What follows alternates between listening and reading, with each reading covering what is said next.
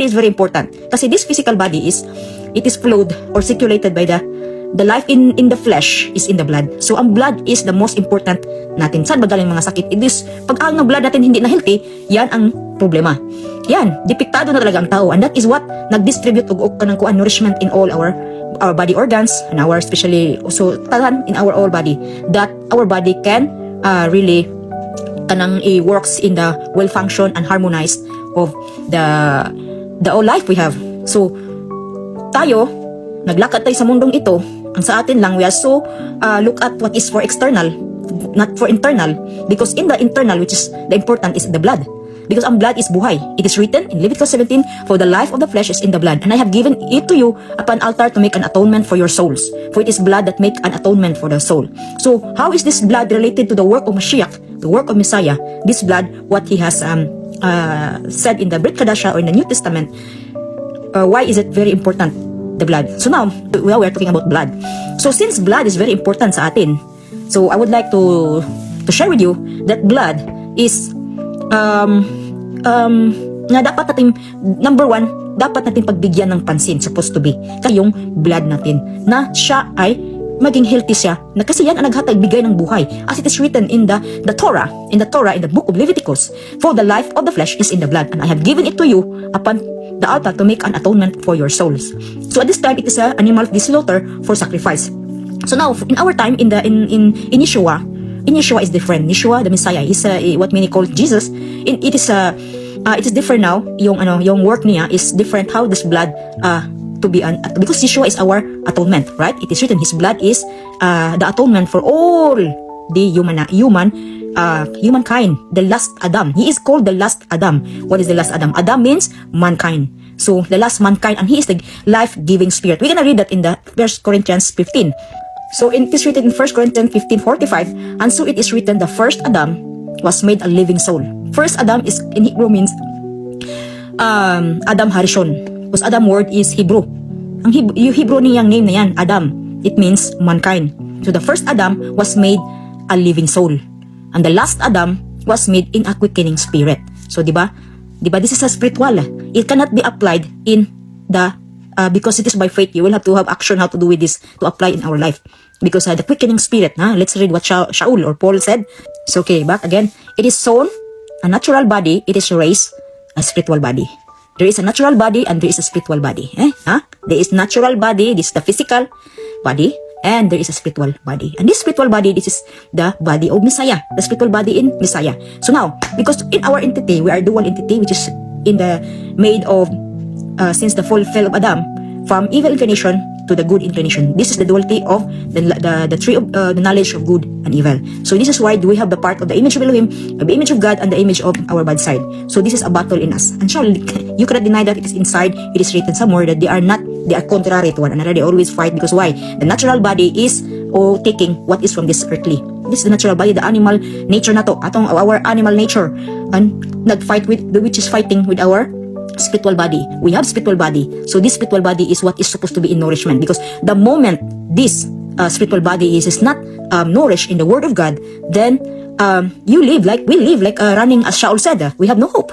If it is Mashiach is not there is no hope. Why is it with Mashiach I relate to Mashiach? Because Yeshua said, I am not from this world. He is a person who is in the high level of himself, because he do miracles, right? He is the last Adam, the last mankind that quickening the spirit. This is why he is the example for all the human being to be follow. So, and it is a work, because when Yeshua said, eat my blood, eat my flesh and drink my blood, do you think it is physical? No. And this is what the occult doing in their ritual. They do that. They drink water. They drink blood, and then some they eat flesh. It's a carnivorous. It's really a carnival. But in the sense of Yeshua that is really very, very powerful teaching, which is in for the heavenly explanation. That is not for earthly. That is for the spiritual body. If you have spiritual body, that is, we cannot see that. We cannot grasp that in our physical or in our natural eyes, because that is in the different dimension you have. So you can climb with that the higher dimension of who you are, where they perform miracles. They can perform miracles. So now I go back to what we have spoken about blood. So this blood is from the natural first, our physical body. That was a physical body, and then we have the spiritual body. As Shaul said that if we are in Mashiach, we are in the he's our example, is our Mashiach. If we are following his steps and obey the commandments, And this is obeying his command is we have to perform what is in the word what he said. So we follow him and we obey. So and this is really a fight ni because we in this dual entity in us is nagfight ni silang duha. So mo ni maka-resulta nga kanang kuan nga usahay kita lawas nun ta, di ba? We are in the fleshy person, okay? Mo lagi na. Hindi na ito balik kaya ng atong atong animal nature who is acting, is easily matarog. So, dali kaya na, sensitive kaya na, very sensitive. Manggawas na itong mga pride, it comes out our pride, our, mga resentment, mga anger, mga jealousy. That is our animal nature. Our animal nature. Dili gina magpapildi siya. But, in our spirit person, ilahi na siya. It is na siya spirit nga, it's all in the positive thinking, positive way, na conscience, na mga pagbati, they are, ano siya ba, mga empath na sila nga klase sa tao, empath. So, you have to know this kind of people because they are very sensitive people, but they can read you way back to the blood. So, since our blood is this physical body running in us, nga kita, we don't look the importance of the blood, what should be the good nourishment in our blood. And we just run in this life for always eating. And it doesn't give, it doesn't really give, no good nourishment, healthy intakes for our blood. Because on blood, he is the one who take all this, our liver is the one who really, yung nag-filter doon and then to suck all the nutrients and it will distribute in our whole body. So, here, the meaning in Hebrew, we're gonna write down the blood.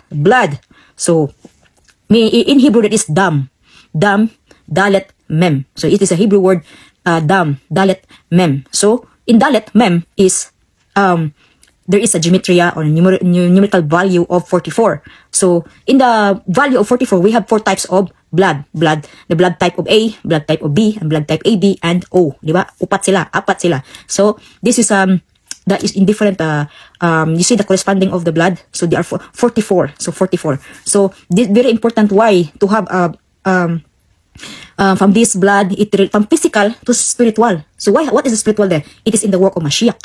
Sa work ni Mashiach ang spiritual. It is in the work of Mashiach and how it is. So when the physical, when the children of Israel was in Egypt, when Elohim told them to put the blood of the lamb in the doorpost. So from the top and to the down, they have to put so that the destroyer cannot enter to the, how you call it? They cannot enter into that house so that they will be saved from the angel of death. So that was that form of two in the two. It is for destruction and for mercy. So those who listen to Moshe to put blood in the door, in the lintel of their doorpost nila, those who listen, then they cannot, the firstborn of the killing of the passing of the destroyer, the angel of death, cannot pass in that house. And this is what we correspond to Yeshua. Yeshua is also, he is, what he said, his blood, what also gives life to, this is another dimension of in the spiritual body. His spiritual body, so his blood is the one who nourish in the body of Messiah. So we have to be partaker on his body. When he said, eat my flesh, it means you have to be partaker of what he is doing, because he is the one who will nourish us. He is the manna, right? He is the manna. He is the bread of life. You see? And he's born in Bethlehem. What is a Bethlehem? It's a house of bread. Why he become a house of bread? Because all in the Torah, he is in the behind of the Torah. He is the, how do I know that? It is written. Yeshua said that. If you want to understand me, then you have to go to understand that he is written in the Torah of Moshe, the law of Moshe, the prophets, and the writings, the Tanakh, which is called the Old Testament. He is written there. All is in him.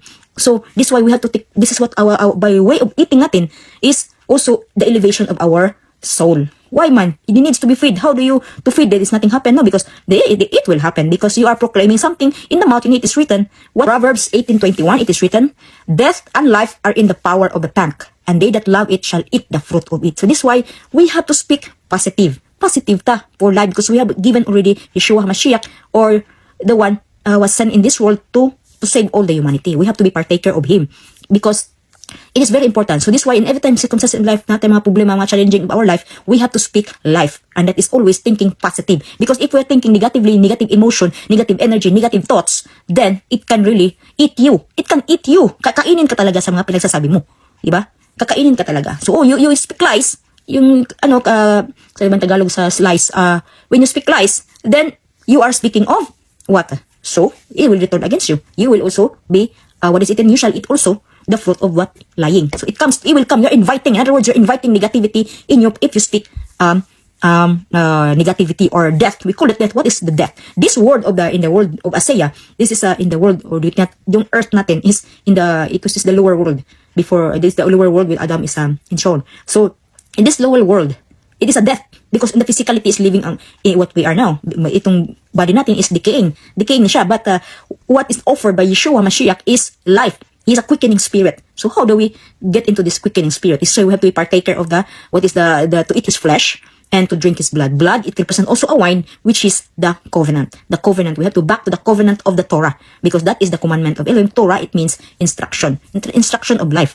So we have, some teaching without that is a problem. You will have a problem if you teach from that because it will eat those people that you will really learn in life you despise with the Torah. Because very important the Torah because that is our food. Our food through Yeshua Mashiach because Yeshua, it is written in the Torah. He is in the Torah. He is behind of the Torah. The work of Mashiach is behind of the Torah. So this is why it needs tayong mag-study from the Old Testament because Old Testament, the prophets and the writings and then the Brit Kadasha, the New Testament. It cannot be in division. No. That is one. It is one. It's only that the different is ang ating thinking, which is limited to understand. Broad lang siya, broad. But we need to make it wider that this book is a Hebrew book, written in Hebrew book, Hebrew people, and it is mga actor dyan are mga Hebrews.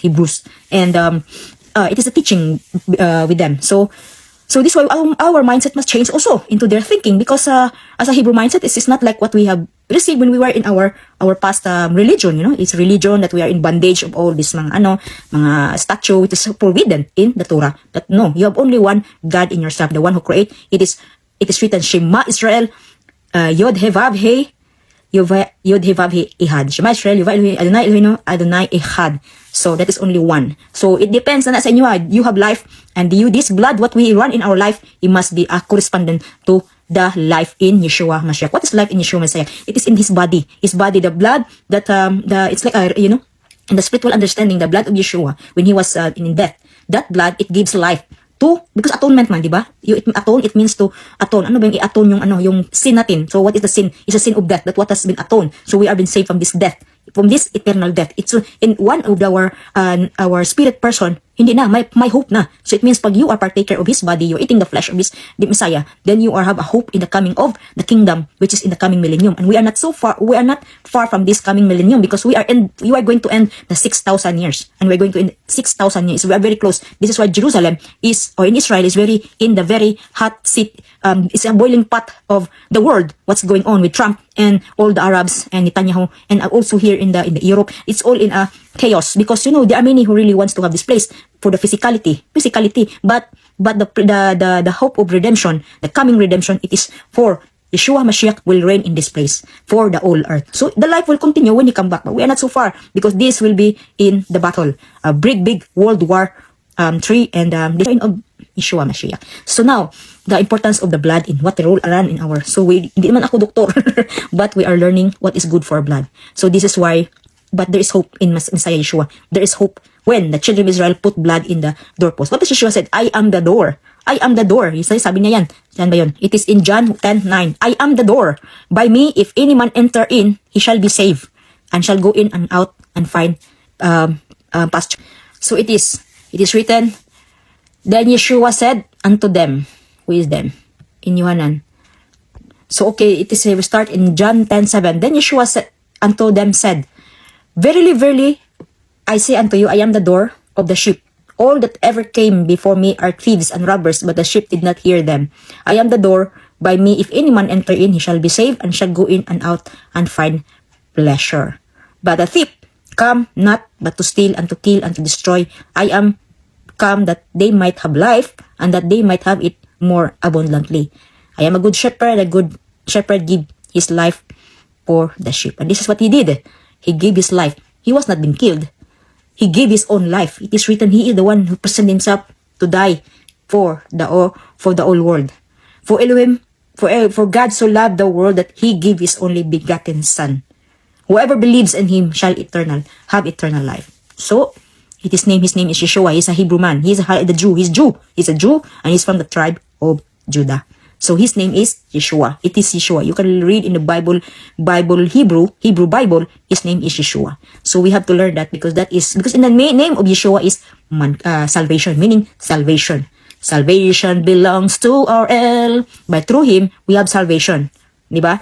So what is been given to us? How to explain that? Because if you really read the teaching of Shaul, so this is why we go back to about the blood. The blood. So what Yeshua said is, eat my flesh and drink my blood. That is the first for the beginners. You have to be a partaker to eat the flesh and to drink his blood. It is the flesh is it is the meat. It is the flesh. It is the word that we have to eat. Okay, the word, the flesh, and also the blood is represent the wine. So the wine. So there is a lot of meaning. Covenant. That is covenant. So you have to come in the covenant in order to be a partaker of what Yeshua's work.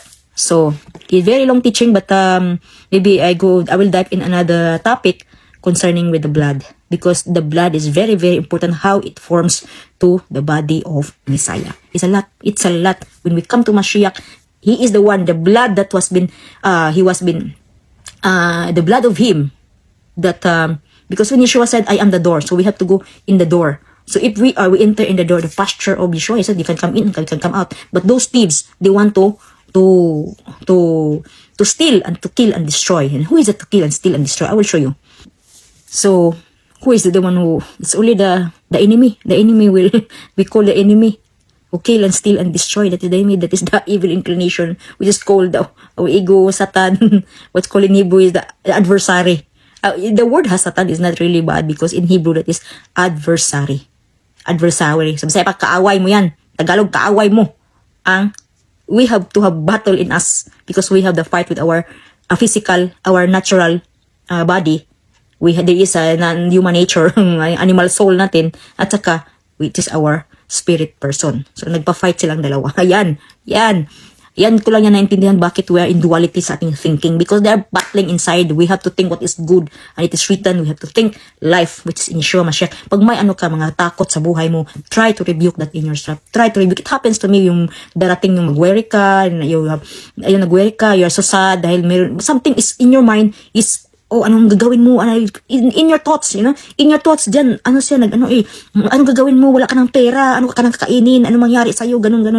Diba? Yan ang mga thinking natin. Anong gagawin mo doon? Wala kang pera. Diba?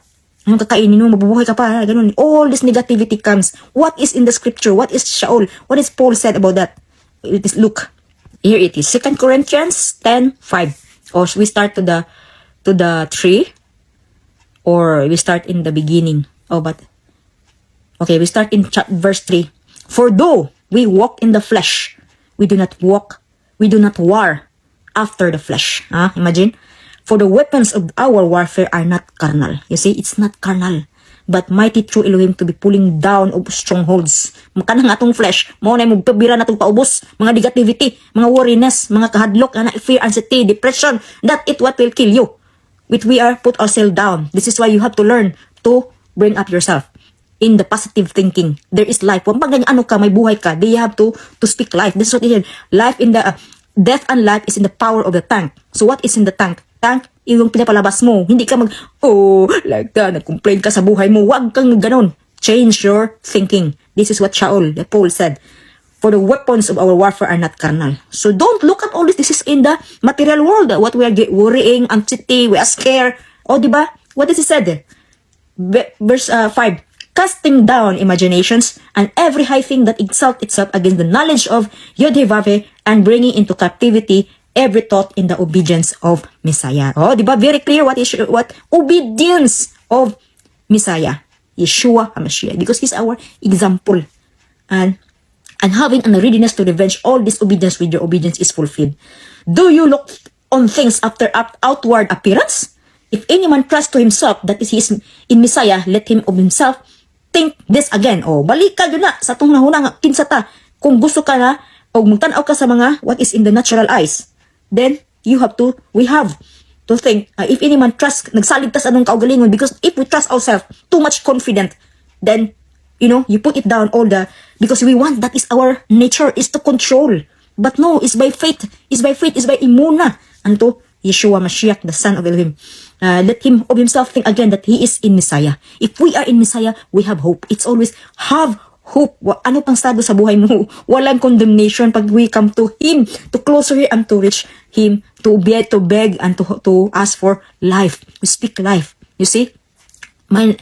To speak life, ano bang condition sa buhay mo? Kahit yung body mo is totally di na nakayanan or what is very low level, you can still be revived. It depends na sa yung relationship to God, relationship to the Messiah, the one sent by God to save us. So the physicality, this is why it's not just to believe. This is why if you want to heal with your physical body, nourish with good things. Hindi yung mga kahit ano lang pinakain mo. We have given a clean and unclean food in the Torah, which is in Leviticus 11. It is written there. You have to eat this because there is meaning for those. Your body is a temple and needs to be fed with clean things, clean food. Yung what is adapt to our, because we are organic people and we have to also to eat what is what adapts, what is good. So now what is seen in this world, go for the natural because that is what God's creation, that God is life through Yeshua HaMashiach. So you are in Messiah, you are in Yeshua, you are in Messiah. Why ka natatakot? Dahil yan sa ating flesh na nagbabattle inside. This is what Paul talking about. Casting all the imagination in the obedience.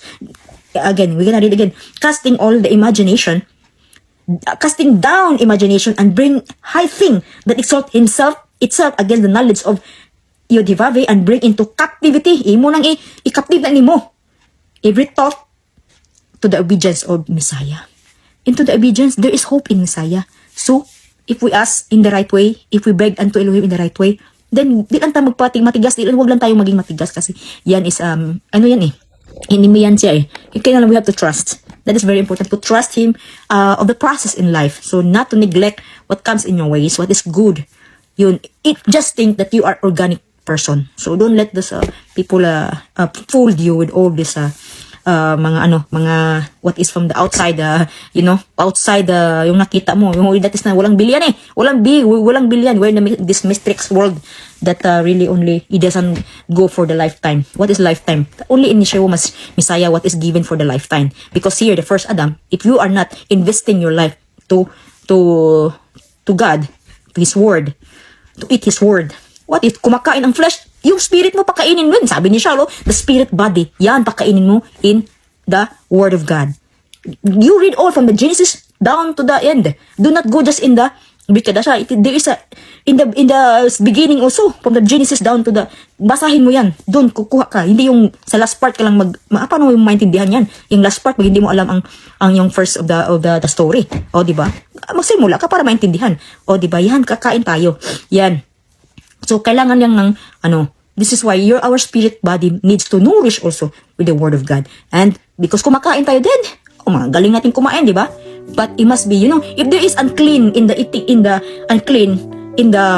physical, na dapat natin kainin, kasi hindi yan man sa atin, meron din yan sa spiritual body, which is if the spiritual body is what is the temple of Mashiach, the body of Messiah, and we are partaker. If you're partaker, you should be eat in the clean or the healthy way in your body. So, that is the importance of the blood. Wow, how we can keep going in life if we put our blood nourish our blood in the physical, which is the natural food, which is from the organic food that will really gives nourish to our blood and to all our body parts or organs.